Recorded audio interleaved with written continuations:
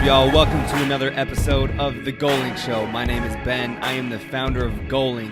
Goalink is a brand providing growth junkies with weekly challenges to avoid complacency. So if you're looking to grow, if you're looking to develop consistently and challenge yourself, you are in the right place. All these challenges are inspired by brands to bring you new ways to improve yourself. So kick back and watch me take on these challenges, or you can join me. So go film yourself doing these challenges, and I encourage every one of you to do them. So catch the content on Instagram, Facebook, or YouTube at Goalink Group. The Goalink Show, this podcast recounts experiences from the achievers of the world, but not just the success. We delve into the challenges and the struggle that we all face. How do we find the will to push through it? What role do motivation, discipline, failure, and a lot of other things play in our lives? Let's talk about the process and not just the result. We discuss this and much more on the show. Thanks for tuning in. We got a dope guest this week. His name is Charles Russ. He's a father, a registered financial advisor, co-owner of Catalyst, which is a gym in Greenville, South Carolina. He served in the military, graduated from West Point. He's an entrepreneur and just one fashionable dude. He's always looking good. And he's someone that I look up to, and I admire his discipline, and you will see why after this interview. We talk about what he's learned from a 40-day fast of no flour, no alcohol, and a lot of other things that he cut out of his diet. We talk about negative celebrations, like celebrating with alcohol or cake and ice cream. We talk about the 6 pillars of his life, and they all start with the letter F. This is critical, and it's throughout the entire show. The challenges and the joy of being a father. So what he teaches his sons about relationship and finances, and why we need to seek challenges and face them head on. This is a great interview. I laughed quite a bit through it, and even listening back to it is really entertaining. Great content. He is a wizard with finances. Check him out at raxis.com. That's his website. It's r-axis.com. Charles Russ, let's go. What up, fam? Yeah. Oh, that was good, dude. Getting up in there. All right, man. Charles, welcome to the Goalink Show, sir. Thank you for having me. Technically, this is your this is your second time, but people will only hear this one interview. And that's the first question I want to ask you. Last week we did an interview, and we felt like it wasn't good enough. And I admire and respect that you wanted to do this again. So why do you feel that way? Well, last week I was dying. I mean, I was like dying. I had the world's longest day. I almost wanted to cancel, but I was like, nope, can't cancel on your boy, so let's do it. But I always say don't do anything halfway. I don't technically say halfway. You know what I would say, but, I felt like I didn't give it my max effort. Just like I sent you that Monday text. Yep. I said even if you're just going to kick somebody in the balls, you kick the crap out of those balls. So you do everything, everything you do all the way, because I do believe how you do anything is how you do everything. Boom. Yeah, dude, like for real. And I'm totally down for it because, again, yeah, like how you do one thing is how you do everything. So when we first went out to lunch, like probably a month or so ago, maybe more than that, and I think my 4th day in Greenville, I saw you speak at a networking event called GVL Hustle. So that was where I first was exposed to the magic of Charles. Hey. And I was like, dang, this dude is really cool. And I asked a question to the panel that you were on, and I thought your answer was the best that we've talked about. It was it was about balance and priorities. And I was like, okay, like I think I can vibe with this guy. So went to lunch, and I actually know exactly. It was about probably 30 days ago, because what is today? Today is day 40 of my fast. Yes. So, at midnight, it is over, and I can eat whatever I want. So why are you fasting? It was a church fast. I'm not Catholic, but it was kind of, I guess, a Lent-ish type fast. My pastor sent it out to do it, and it had some of it I would consider very healthy. It took away some of my favorite things, but it also, depriving yourself of something just because you feel like you need it just has it provides mental clarity. It shows you that you don't need all of these things, all these niceties, all this easy stuff, and it just makes you mentally tougher. I mean, a lot of guys right now are on that David Goggins kick, and you talk about becoming mentally tough, the whole cold shower thing. Well, taking stuff away from yourself for 40 days, it's a little rough sometimes, but it's totally worth it. You know, I see the benefits, and I feel great. Do you have have you had any like reflections, or is it just like physical things that you've noticed? It's also reflections. So for instance, I found out that we were simply doing a modified fast, so it was bread, not flour. And so I took that opportunity and ate some tortillas. Hey man, you gotta, and at that point I was like, well, it's okay, because my girlfriend wanted to go to tacos and tequila. Now I can't have red meat, and I can't have alcohol. And if I can't have tortillas, man, I'm kind of like dead in the water. So I'm like, man, I'm about to pay $50 to go to this thing and have nothing. And it just happened that I had that conversation with my pastor, and I could have tortillas. And I was like, oh, well, then they'll eat tacos. But I literally got mad at myself the next day. Because I was mad because I was doing no flour, which actually is to me, it's very healthy to do no wheat, white flour. And because I had a little opening, I softened and took it. I took advantage of it.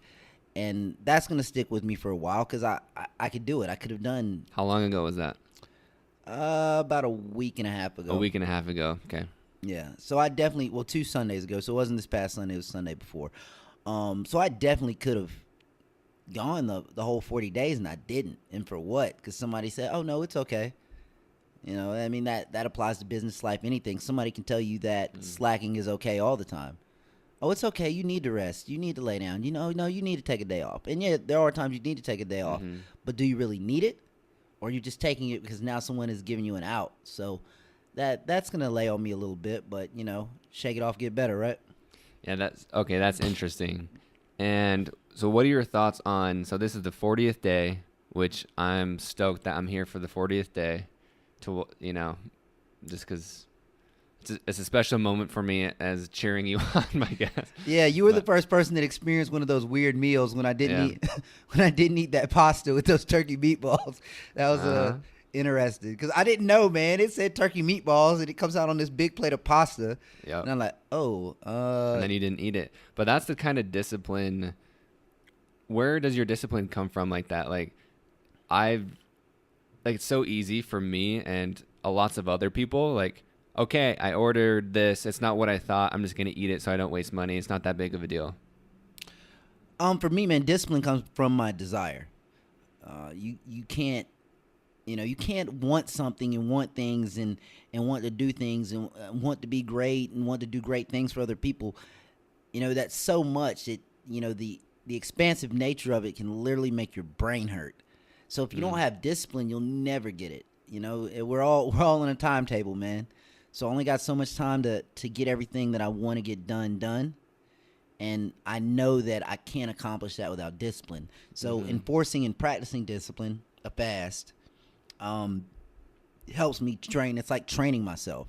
So then when I had the flour, it was like I failed myself at my training just for a little leeway that someone granted that doesn't me. Really like, it's not like you're like, woo, like that was awesome. Yeah, it wasn't, it wasn't even worth it. No, it was worth it to hang out with my girl, but dude, I could have just went and just hang out and drank my water, and there was a few hard shell corn tacos there that I could have just eaten a few of those. Yeah. But I just gave myself an excuse, and that's a lesson for myself. It's like, dude, you can't do that. You can't live like that and be successful. You'll never get to your full potential if you roll that way. What are your thoughts on celebrating? And because you kind of talked about not necessarily taking it easy on yourself, like sometimes you do, but what's your relationship with just celebrating or fun or like relaxing? Fun is important, man. Fun is important. Everybody has that life breakdown. And mine, I use 6. I have 6 categories I use. And the 6th one is fun. It's literally planned time to relax, to take a break, to do something with a loved one that you enjoy doing, and to do stuff that you enjoy doing. I mean, why are we living this life to if we don't ever get to do those things that we truly enjoy? But I do believe in celebrating small victories. You should get to celebrate. You should get to be happy. But one thing that I've gone away from is negative celebration. What is that? People celebrate with bad things. It's like a cheat meal. Cheat meals are like the worst thing in the existence of dieting. You're rewarding yourself with a thing that you should not have.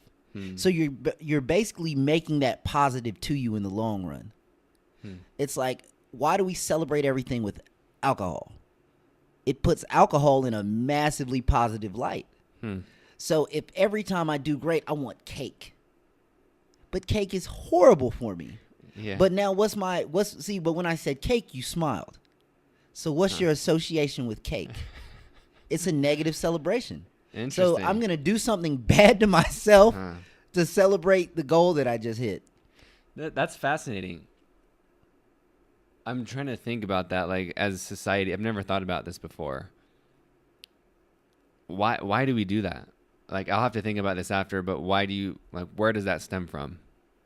I think some of it is the deprivation of things, and it's literally it's association. If you can change an association with something, then you can change your desire for it. For example, I remember the first time I stopped eating greasy food, like when I first got into dieting. Like I always lifted, but I got into dieting. And then I went and I think I got a cheeseburger from some fast food place, and I was literally sick. Like I was sick, and now that's my association with that. Ooh. So I don't crave it. I don't want it. Like, I was like, I'll cook my own burgers without all that grease. I don't want it. Once you can establish those types of associations, I mean, if I don't eat an apple for 2 years and I eat an apple, I'm not going to get sick. Try not eating some grease for 2 years and then slap some in your stomach and see how that does you. That's interesting.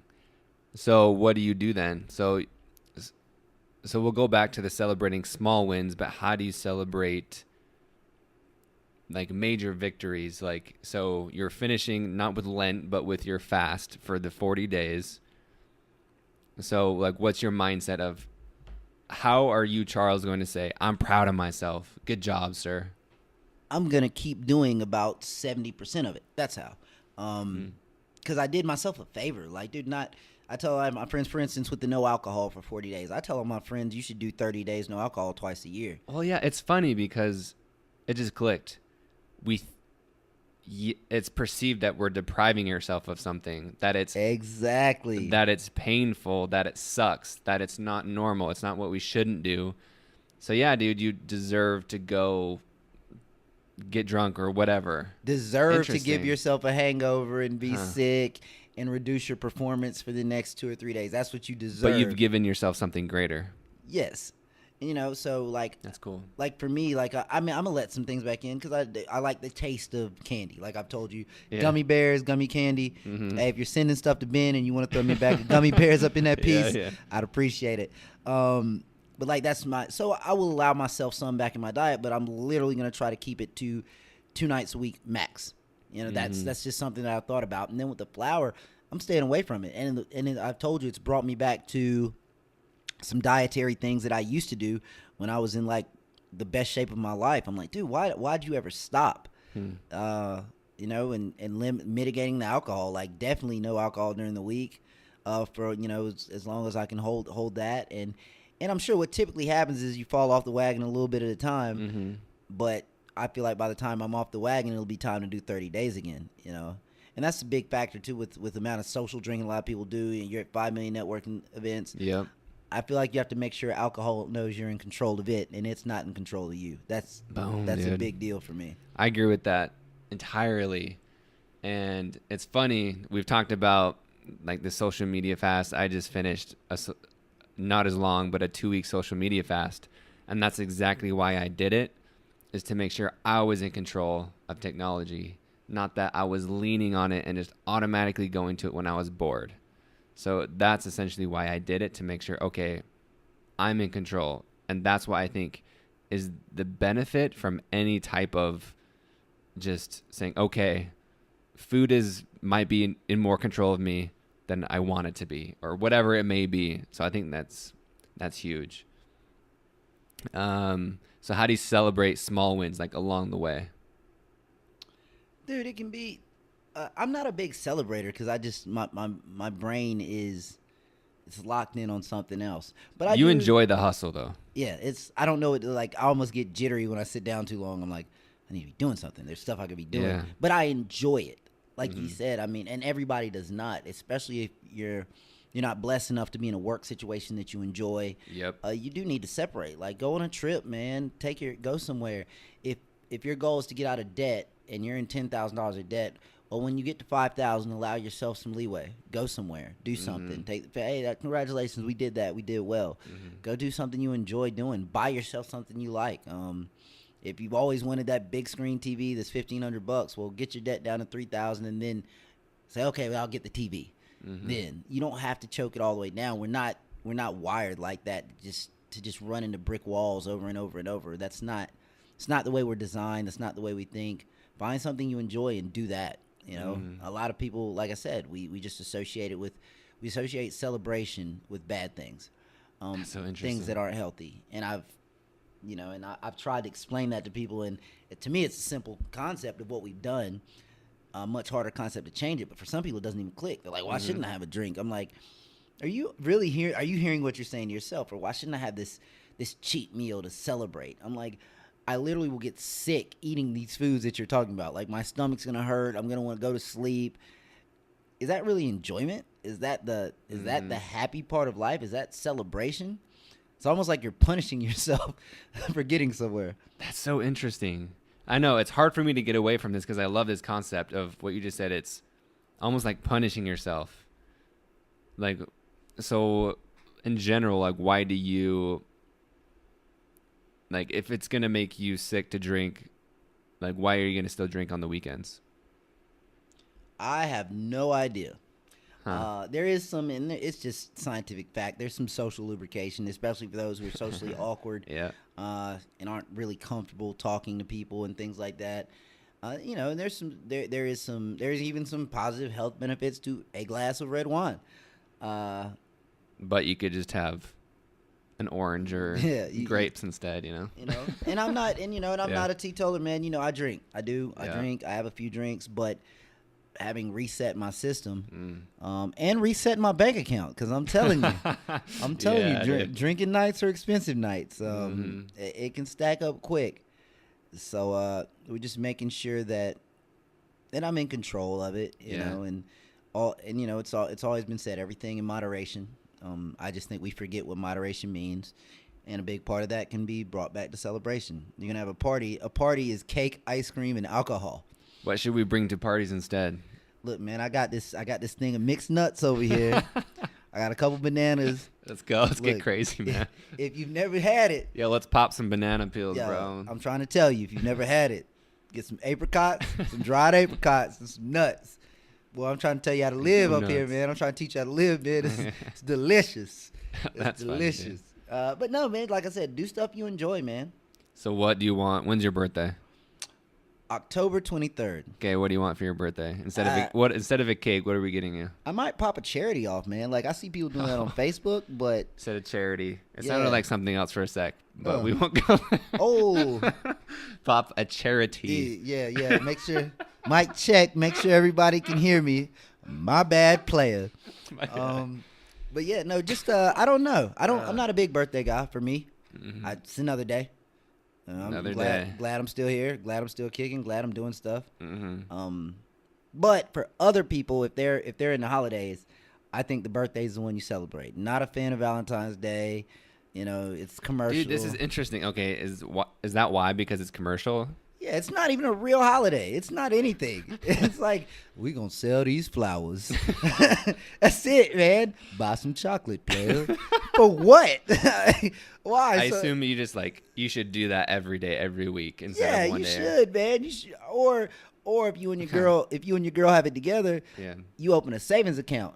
And you put money in that savings account on holidays and on special days. And then when your savings account gets to $2,000, you go on a trip. Or when you set that target, when you get enough money in that account, you go on a trip. Instead of giving you something trivial that the universe has said, oh, this is important. You need flowers for your man. For what?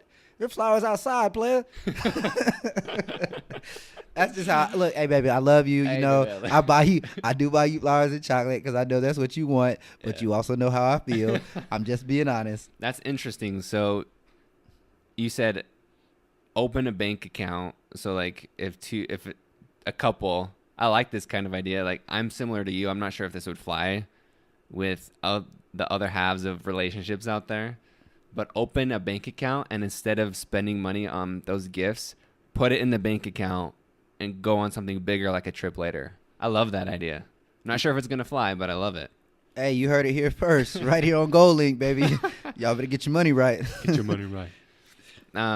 So you said 6, right? You have 6 pillars, or is it 7?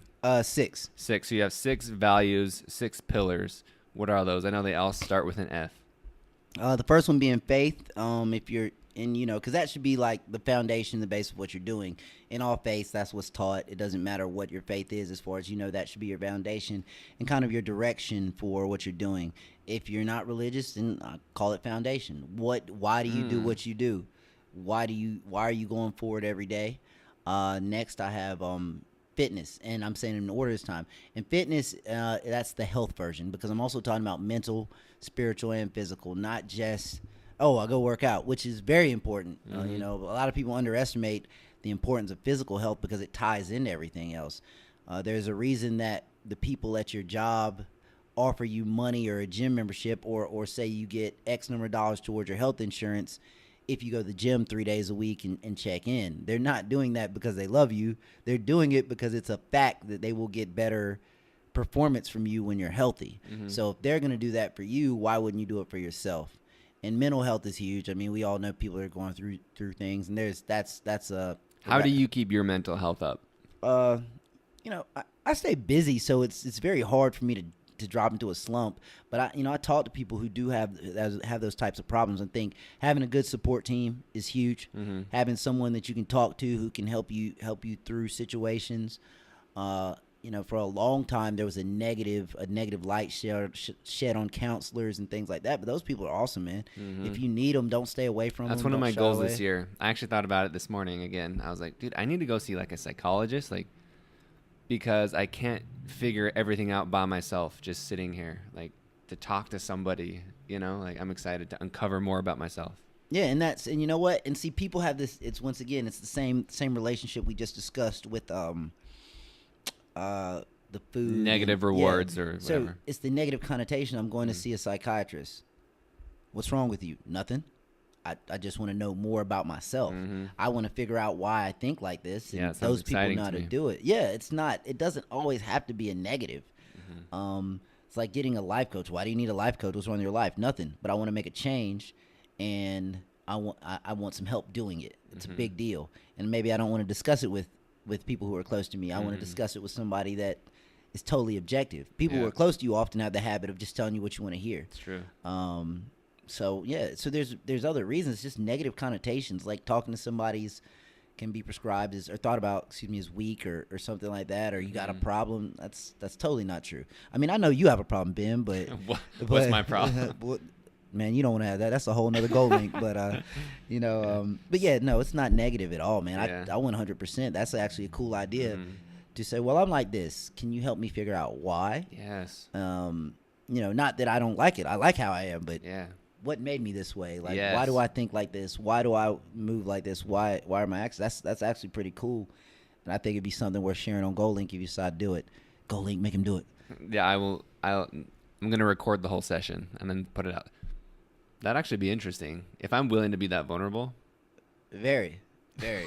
No, dude, it'd be awesome. And then so after your fitness and your health, I have family, and that's your immediate family. The only one. People can slide from your friend side to your family, like my girlfriend. We've been dating 3 years. She's family. She's not a friend. And there are those people that you literally consider to be brothers or sisters at certain points in your life. And I feel like it's okay to include them in your family box. And that's just nurturing those relationships. And unfortunately, sometimes it even comes to, I won't say ending, but pushing some of those relationships away. They can be negative.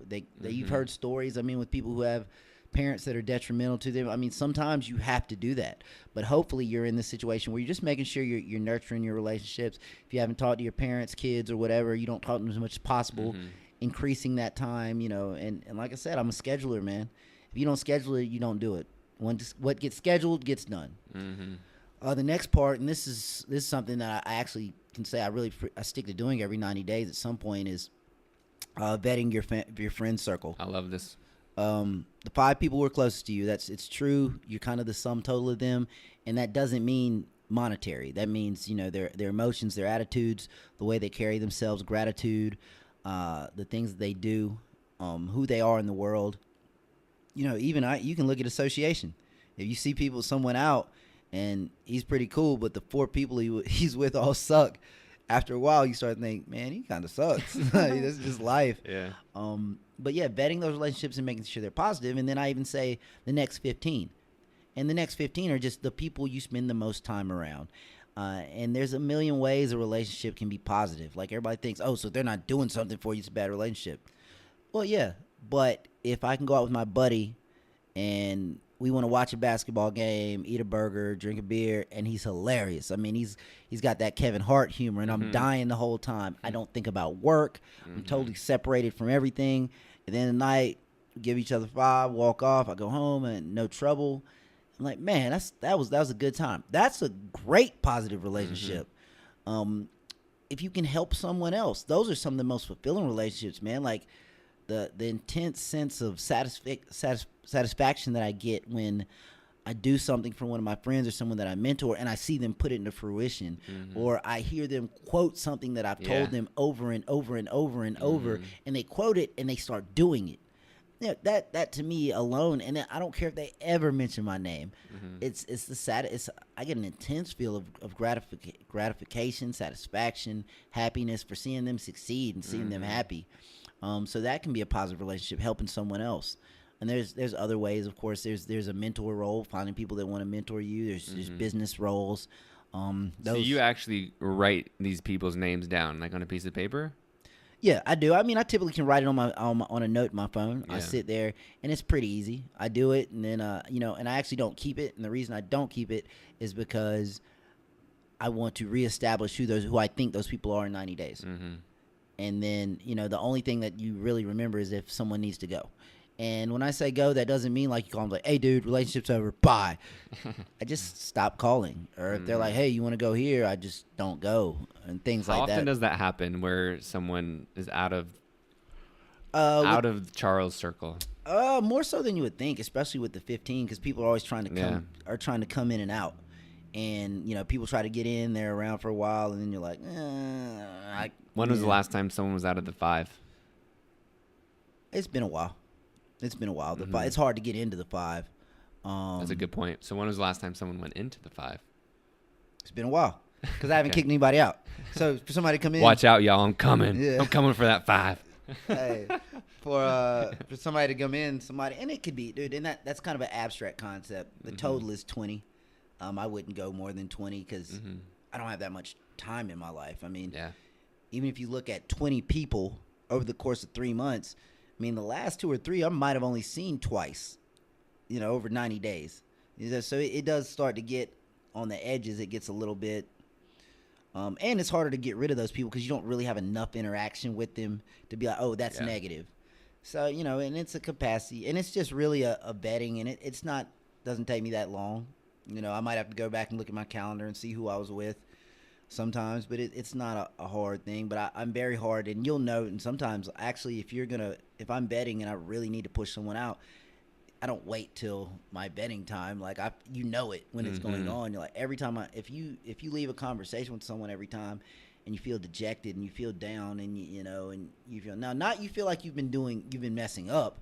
If you literally feel dejected and uninspired and unmotivated or frustrated every single time you're talking to someone, that's not a positive relationship for you. Even if they try to disguise what they're telling you as advice or this, that, there's a way to give advice without beating you through the floor. There's a way to talk to you about something without hurting you every time. That's not a positive relationship. I feel a lot of ladies get caught in that type. They think it's a positive relationship because it's the person maybe they're dating, and it's not. It's 100% not. He disguises because they disguise everything they're saying.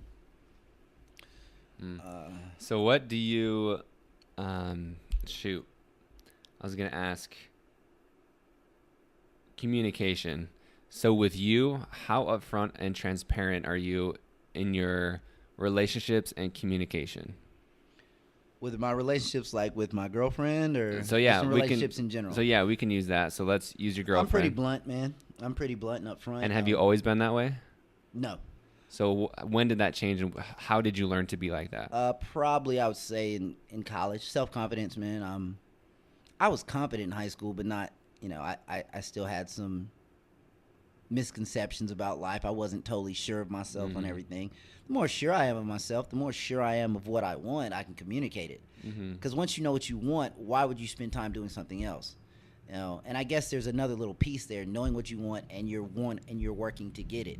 There's no reason to do anything else at that point. There's no reason to waste time with meaningless ramble, that once you establish that thought process and you get ingrained in doing that, you become forward, you become blunt, you become like, I don't really want to waste 2 weeks with something I can find out in 20 minutes. And yeah, in relationships, especially like a relationship with a significant other, you do want to take time to get to know someone. Now, that's not saying that, but they should know up front, look, I don't want a girlfriend, the famous dude quote, or tell them up front, I'm not looking. You don't wait to have that conversation. I'm really not looking for anything serious. So let's just put that out there now. And don't scare them off and be like, I'm trying to get married, so what you gonna do? No, it's not like that. But you're like, yeah, if they ask, yeah, I'm looking for a relationship. I'm looking for somebody to be with long term, and maybe that's not us. Maybe we just end up being friends. But letting stuff be known. It's just like in business. What are you looking for? What do you want? That's, to me, that's like a red flag when I feel like I can't figure out what someone wants, and it's a business scenario. It's like a red flag. I'm like, yeah, I don't need to be in this situation. So you have 2 sons. They're twins, right? Yeah, man. Yeah, buddy. What do you teach them? How old are they? 16? Yeah, they'll be 16 next week. Okay, they'll be 16. What do you teach these young men, like, about relationships these days? Like, do you have like open conversations with them about it, or? Well, so I'm not with their mother, so they know that I have a girlfriend. They know my girlfriend. They talk to my girlfriend. They have to have that relationship. Yeah. And it's lead by example. I'm real big on work ethic and teaching you how to be a man, like how to be what a man's supposed to be. A man's respectful of others. He takes care of other people. It's not, trying to teach selflessness, and that's hard to teach a teenager. It's very hard. Like we went out, my church had a community fest the other day, and we're out there, and we went out there early to set up, and we're the only people out there at the start to set up, and they're like, Dad, why are we the only ones out here with, with these 2 guys? I'm like, because this is what we're doing. Just let's go. And, I don't take breaks. I'm carrying stuff. I'm lifting stuff. And they kind of fall in line. They're like, okay, Dad's doing it. I'm going to do it. And then like later in the day, we figured out real quick that we had everything figured out. Everything was perfect, but we didn't have anybody on a trash detail. Now that sounds simple, but when you have 700 people and you're serving food, and that's a whole lot of trash. Yeah. Dudes. And those trash cans start to fill up quick. So we're dumping 5 trash cans. We were dumping 5 trash cans all day. I mean, the big ones. And then people start dumping half full sodas in there. Yeah. I mean, they're busting and stuff spilling all over the Jordans and the jeans. Oh no! And they're like, Dad, your shoes. I'm like, come on, let's get it, keep working. And then they start getting tired, and I'm still humping trash, and they see it. So it's just teaching them work. I feel like it's teaching them to be a good person. And I'm sure I've made mistakes. I can tell you now, there's stuff that I've done that I might have changed had I known then. Hindsight's 20/20. Yeah. But then they wouldn't be who they are. They got to learn from experiences. I'm pretty excited about who they are right now compared to who I was when I was that age. That's cool. Is that so? I think that was a cool mindset. I want to highlight that. Like, of course you've made mistakes as a father. I can tell you want to be just a friggin' dope dad. Like, you want to be just like the man, But at the same time, you can't be perfect. And there's going to be things like there's going to be daddy issues, like father issues, like no matter what. Yeah. And that they're going to have to work through. And I think that's so cool that you realize that and that you're okay with that. Yeah, man, there's no such thing as a perfect individual. There's no perfect person. I think that would scare us. That would definitely scare us if there was a perfect person.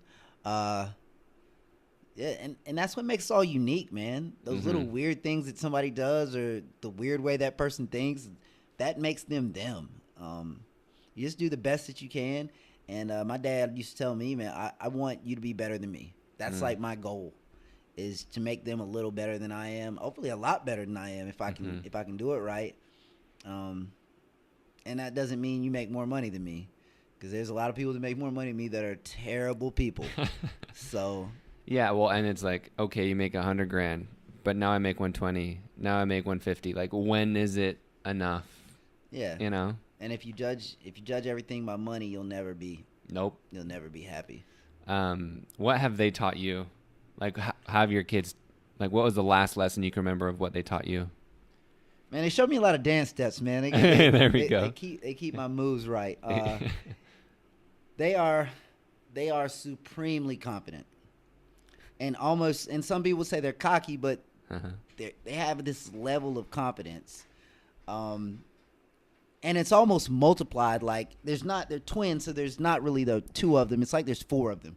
Like, just the way they can take over a room. And just as they would say in the world, as you level up, you know, you always go to the bottom. It's like, oh yeah. It's like you go from first grade to fifth grade, you're the man. And I don't know how school went where you were at, and then sixth grade is middle school. You're back at the bottom. You go from sixth grade to eighth grade, and now you're back at the bottom. You go from ninth grade to 12th grade, and now you're in college. And now you go from freshman to senior. And I went to the military as an officer. So now I'm a senior. Now I'm a lieutenant. I'm a butter bar. I'm at the bottom again. So as you level up, man, you go into these situations, and you're always back at the bottom. But one thing they can't take from you is your confidence. And you owning it, and you know, hey man, I'm new, but I'm here, and I'm here to do great things. I'm here to learn and to do, and I see them do it. They walk, they talk that talk, they walk that walk, man. They're out there to go get it, win, lose or draw. They put it out there. That's awesome. Yeah, and I love it. And one last question about your kids is how do you teach them best financial practices? Here's a very quick method. As soon as they're old enough, a quick method, and I'll mention this, and then I'll kind of go back. Get them a debit card and put money on it. And, you know, like I use USAA. It's a military bank, but they have a great system. Like, they can see how much money's on their card. First time they were like, I was giving them $300 for Christmas. That was their Christmas present, you know. And they had one of these jackets from Supreme. Now, Supreme is expensive stuff. So I gave them $300, and they went online, and I think the jackets were like $289. And they're about to buy them, and they're just like hesitant with that finger. Did they click on the click button, trigger finger? They didn't buy them because it was theirs. It's their money, and now they have to spend it. And they only have $300, and if you spend $289, you got $10 left. And then you're not doing anything, you know. And that type of, and even giving the money for the month, and it's like, well, if you got $100 for the month, and this thing costs $25 to do, but when I'm in there I need $10. Well, you can only go 3 times. When are you not going to go? You need to figure that out now, because don't get to the end of the month and I'll say, Dad, I'm out of money. You ain't going. And you have to stick to your guns. Don't let kids think money is infinite. And also let them know it has to be earned. I think chores and working for money is the greatest thing you can do for kids, because it makes them understand money. Yes. They don't value your money because they didn't have to work for it. They think you just have it. And once they start to connect those dots, you know, and I mean some effort, like even as basic as take the trash out, I'll give you $3. Starting them young with stuff like that. And I don't believe in paying them for stuff they should do, because they also need to differentiate that. Like, keeping your room clean is not going to get you paid. Sweeping off the whole driveway and the walkway, I'll give you $5. You know, because it's going to take you 30 minutes, or it's going to take you an hour. Okay, well, I'll give you money for that. And then stop reminding them about it. Well, you know, you get paid to sweep the driveway once a week. After I've told you 3 times, I'm not telling you anymore. So then you're going to like, Dad, I want to go skating rink. Do you have any money? No? Well, I guess you're not going. Why? Well, you haven't swept the driveway in 3 weeks. That would have been $15. And then that mouth drops. Oh, man. So it's a combination, man. It's that assigning value to money and the things it takes to get it. And it's just like we talked about food, man. It's all the thought process and the assessment. Money doesn't mean anything when you don't have to earn it. Doesn't mean anything. And that, that right there, that statement, it's just like anything. It's like the grind of business, the grind of work. What's success? Success. There's no such thing as success without a struggle because it doesn't mean anything. The whole idea of being successful is that sense of accomplishment. So if it was easy, if we could walk outside and just walk down the street now, put everything aside, if we could walk around the block one time and get $10,000, and every time we did it, we got $10,000. $10,000 would mean absolutely nothing to you. But you can't get it that way, so $10,000 has a meaning to you because you know what you have to do to get it. It's the same thing with everything. Yeah, and the things I truly care about are the things I've had to work the hardest for. And I keep reminding myself about that even with like Goalink because it's still so new, and like building an audience and engaging them.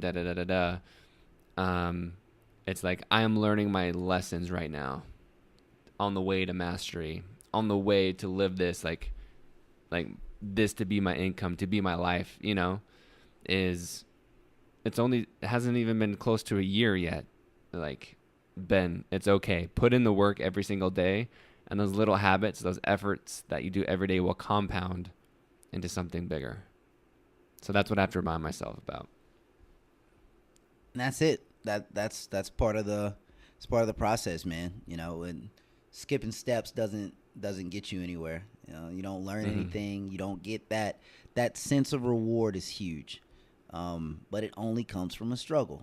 That's so weird. So many people, and I see so many people. They spend all this time trying to avoid the struggle, and by the time they might have figured out how to avoid it, I'm like, you could have just done the struggle. Oh, isn't that... Shoot, what... That, again, that's just blowing my mind, is like, just take the struggle now. Just do it. Instead of avoiding it, you're creating more issues, just going around the struggle instead of just taking it head on. All day, fam. All day. Dude, I love that. So we've talked about, I think, 3 Fs or 4? Yeah, we just hit 4 because we talked about friends. Okay. The last 2, financial, that's personal and business. That's all, actually, it always ends up being the most detailed because you start talking business, got to have a business plan, man. I'm a big proponent of planning that, especially these younger guys I talk to, and they all have businesses, they all do this, that, the other. I'm like, do you have a 5-year goal? Do you have a 3-year goal? Nope. Are you planning as you go? Are you building processes? You want to talk about expansion? And this is like where I really get on my horse and I get like hyper, so I'm going to try not to do it. You're talking about wanting to expand, but your capacity is limited because you're not making efficient processes. So that thing that you say you don't have 2 hours a day to do, you'd have it if you would have built processes that not only are efficient up front, then you can assess them and try to make them more efficient. To create, it's the only way you can create time. So what's your... I think the younger generation, we see someone successful and we try and get there. So we see the peak of this person. They're at the peak. We're at the bottom of the mountain, but we don't see the trail. We just see like, oh, I can take, there's that quote, like there's no elevator to success. You have to take the stairs. Same concept. Like we don't see the trail that winds and goes back and forth and then down sometimes and then through a river. So like, let's say someone is starting a media company or like a fashion company. What are just like, whether it's financial advice or just solid business advice of processes or whatever it may be, like what are just some sound things that you should think that entrepreneurs should do to make sure that they're starting off on the right foot? It's a lot. Man. Well, first of all, you got to schedule. You have to schedule, and block off time. And you specifically have to schedule and block off time for the things you hate. For instance, I'm a financial advisor. I hate doing my accounting and taxes. I hate it. For your business? Yes. I hate it. So I have an hour blocked off every week. I do not allow myself to do anything else to ensure it gets done. Second, know your weaknesses and own them and mitigate them. So if you know that if you have a problem being on time, Make yourself leave. Make it a habit. If it says it takes 15 minutes, I got to leave 25 minutes before. Schedule it. Make it. That's just one example. If you know you're forgetful, set up a reminder system. Like I have 3 things that remind me to do things. And I've learned just from missing out on opportunity because I forgot about something. Like you need to schedule them in your calendar. You need a 1-week reminder, a 2-day reminder, and then it goes in your daily reminder system. Those things are important. So mitigate weaknesses, maximize strengths, and find a mentor. Yeah, I like that. And I think sometimes we get caught in of like, okay, because it's your passion, because you love it, you're going to love 100% of it. That is not true. Oh, no. I wish I could just spend my time doing stuff like this, talking finances with people, talking business planning with people. Yep. But even then, you got to bill. You got to give them a deliverable. Like if I go and talk to a company, they want a deliverable, man. They don't want to have this conversation that they're not recording, and then they all walk out of the room, and then what do? No, they want a plan. They want something returned to them, hard copy, electronic copy, whatever, that's going to help them going forward. I don't like typing all that crap. I'd rather just stand in front of the room and talk and move my hands around a lot. That's what I'd love to do. But that's not what's going to get it done. So, you got to make time for those things that are uncomfortable. I really do like that. Okay, and then what is the last F? It's fun, player. It's fun. Like I said, stuff like one thing. I'll tell you some things on my list where one night a week with the woman, do something. And we got to get out of Greenville quarterly. Out of Greenville. Like out. Like quarterly, got to get out. I like this. So, yeah, we're in Greenville, South Carolina, and you mean like we have to get out of the city once a quarter, once every 3 months. Yeah, even if it's just Asheville for the weekend. But when I go, like we need to leave on Friday and come back either Sunday night or Monday morning, depending on when we have to work. But just get out, relax, get away, break away, and just do that. Be away. So why do you believe so much in scheduling? I think you say like if you don't schedule it doesn't get done, but is there any other reason why you're like you love scheduling? I gotta have a plan, man. I'm a planner by nature. Like I need a plan. But why should someone who's spontaneous and that's like a strength of theirs and that's their personality you will not do it? Like certain things need to be scheduled because some weekends I train, and if I don't schedule and it's 2 days before the weekend, someone's like, "Hey, man, you working on Saturday?" Now I am working a Saturday. And then my girl pops and says, "Hey, let's go out of town." Oh, I can't. I scheduled 3 sessions. Because I'm not going to go back and cancel sessions. That's bad business to me. Like, you telling these people you can do it, and then all of a sudden you're like, "Hey, man, not going to do it. I'm just going to go to Asheville." And with social media, they all know you're in Asheville. They know you aren't doing nothing else. Yeah. They're like, "Oh, so you're just going to kick me to the curb so you can go hang out for the day?" It's not a good look. But that's just one example. If you don't schedule it and block that time's already got priority 2-3 weeks out. So nothing else can come in. So then it starts to fit into your flow. People want to do stuff, and then you're like, "Oh, well, can you do it Saturday?" You're already saying no. Because you get those, I don't know how it works where you're at right now, Ben, but like I get those requests I have a lot of clients that are not here because I have military clients, so they're everywhere. Hey, well, can you talk on Saturday, the whatever date? And it's like 2 weeks from now at 9:00 in the morning, your time. Well, I'll probably say yes, unless I have something scheduled. So when something comes up and it's a priority and something I want to do, I put it down, and that it owns that time. It would have to be an emergency for me to take it away. Love it, dude. Like if you don't prioritize your life, someone else will. It happens all the time. It happens all the time. Dude, and I like how you said prioritize your life, because your life hopefully isn't just work. Nah, dude. Yeah, your life hopefully is not just banging your head against this table over and over and over. I love that, dude. So what's one recent, before we start to wrap up, because I like to go deep and uncomfortable, Mr. Charles here. So what's one challenge that you're currently going through right now? Well, first of all, I don't get uncomfortable, so sure? that ain't happening. No, I don't get uncomfortable. We can get deep, but and no such thing as uncomfortable, man. Why? What's the point of being uncomfortable? Got to do it anyway. And to grow. Yeah, so why am I going to be uncomfortable? I'm just going to roll with it. Challenge I'm going through right now is where I'm expanding. I'm attempting to expand both my businesses. The gym expansion, I didn't know what I was doing when I opened a gym. Mm-hmm. So if you go to any establishment and you think you know how to, you see what happens, so you're like, oh, I could do that. Yeah, like we said before, all that stuff that you don't like and all that stuff that you don't know about. I mean, it crushed me for the first 6 months. Crushed. Mm-hmm. We didn't have the lock system right, so we were in there and we wanted to be open for like 17 hours. So one of us had to be in there the whole time, and I mean, it was 4 a.m. till like 10 at night, and then we're trying to figure out the lock system. Even the billing system didn't work right at first. It's like, man, I gotta try to go back and get this. So we're expanding right now, and it's a lot. It's a lot more. I'm trying to change some stuff as we're doing it, and then trying to expand as a financial advisor. The amount of meetings that it requires when you're a one-on-one advisor, it's hectic. And then my girl is also expanding her business, so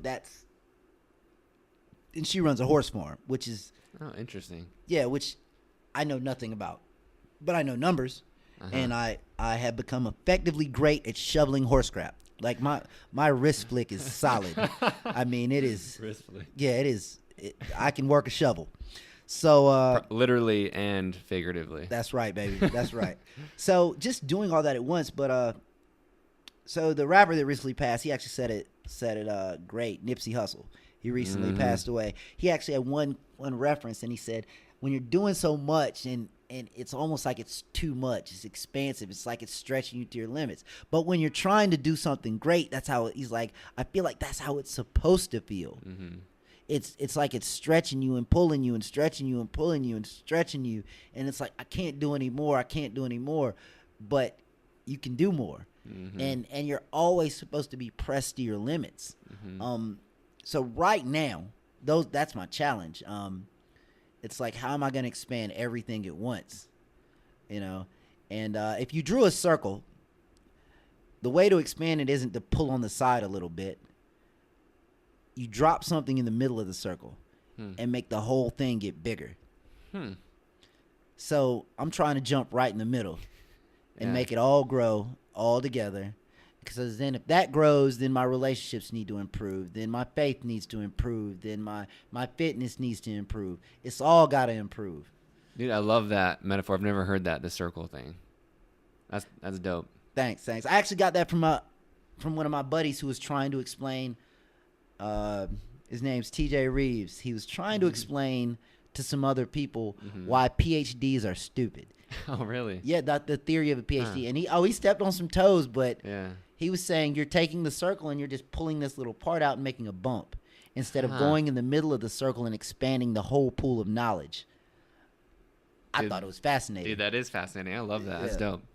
All right, my man. So we've come to the portion of the show that's called Scroll My Soul. So you have a little, you have an alias or on social media. So what is so people can follow you? What's your, I can't even think the hell, what is it called? Your @ thing, your handle. What is it? Okay. It's at CJRUSS_. Boom. And then you have, what's the name? Not an alias, like a moniker. Alter ego? Alter ego. There we go. And what's his name? His name is Carls. Carls. Okay. So I love this dude. So I'm going to play a clip right now, and then we'll get right back. What's up, y'all? It's your boy Carls. Back at you with another tip for Tuesday. Why y'all always out here worried about what you ain't got instead of being thankful for what you do got, Chief? You got to go ahead and maximize your strengths, just like old Carls would do. If I woke up one day and I was a midget, I found the first limbo contest going and set a world record. Player, yeah.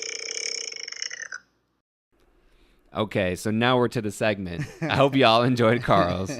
So we're coming to a segment called Scroll My Soul, and what this means is every day, every week, I read things, I have inspiring conversations like these, and I keep a running list on my phone of things that I'm inspired by.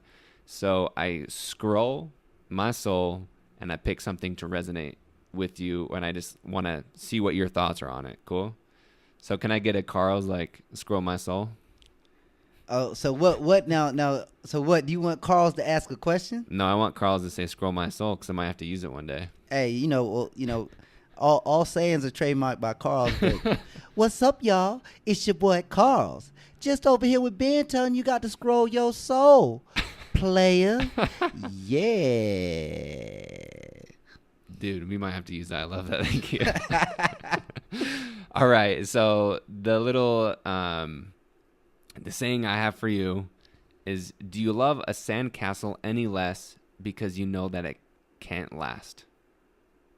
So that's the saying, like, do you love a sandcastle any less because you know that it can't last? No, you don't. Why not? You love it for what it is and what it's going to be. Mm-hmm. And eventually, because that sandcastle at one point was a pile of sand. Ooh, I didn't even think about that. I like that. And you built that castle with that pile of sand. Mm-hmm. So when a wave knocks it down, it's still sand. And that's what it always was. It just went back. You could always take it to, you could look at that as a person. You could look at that as a grandparent. Do I not love my grandmother because I know she's going to go away most likely before me? Yeah. Do I not love my pet because he's only going to be here 16 years? You love it, and then true love is carried forward, and it's a remembrance. You know, my grandfather passed a few years ago. I remember everything that he taught me, everything I learned from him. I remember it. So love's not gone. It's still there just because it went away. Dude, I love that. Thank you, man. Hey, anytime, big dog. If you don't mind, do you mind quickly, you mentioned your grandmother. Can you just quickly tell the story of like how she grew up and like how she's inspired you? Because I love this.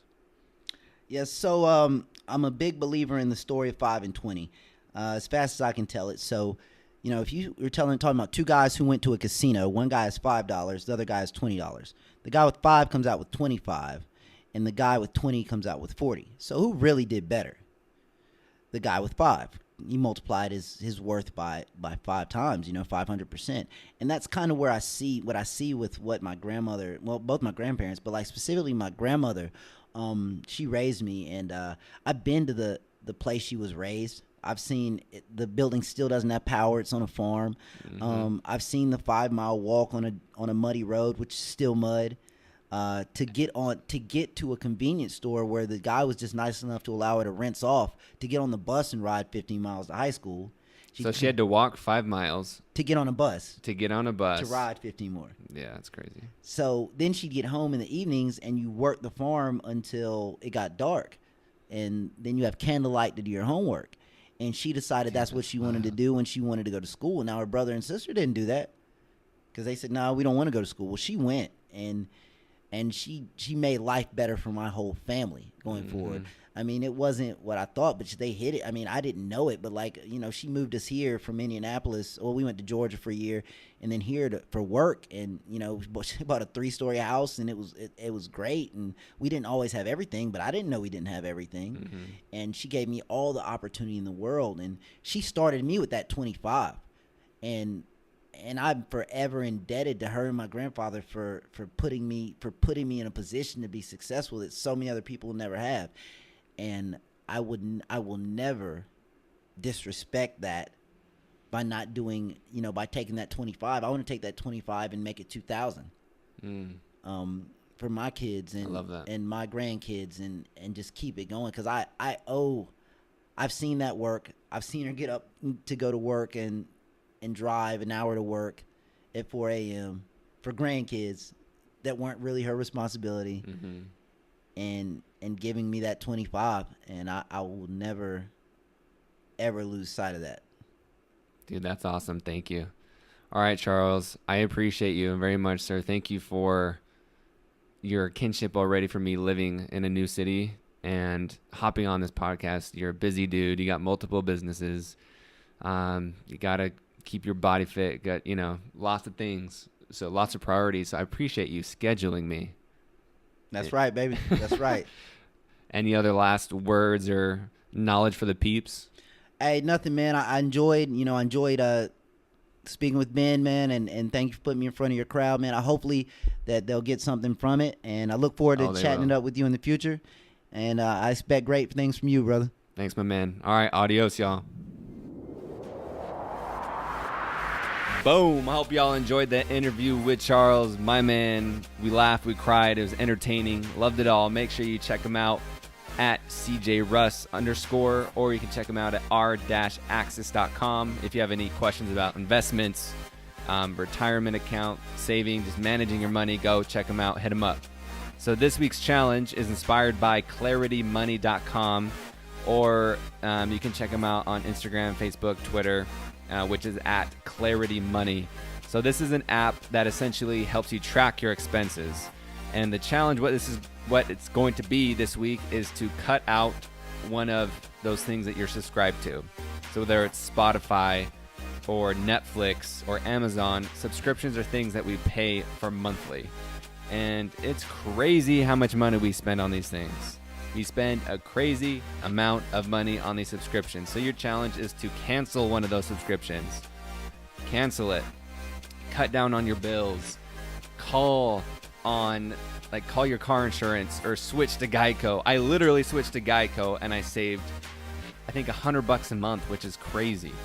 So Clarity Money, your challenge is to cancel one of your subscriptions. Send me your photos. I want to see what and how many things you're cutting out. So hit us up. So there are a few ways you can report back once you complete the challenge. Post on Facebook or Instagram using hashtag Goalink Challenge. Tag us in your stories, or use the Goalink hotline.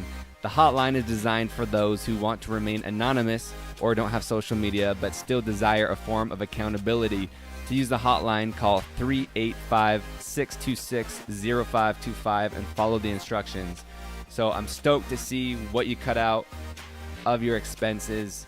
It's so much money. Say you save $50, that's $650 a month. That's $600 a year. Let's go. Let's do it. Follow us at Goalink Group. My name is Ben. I love you all, and this is the Goalink Show.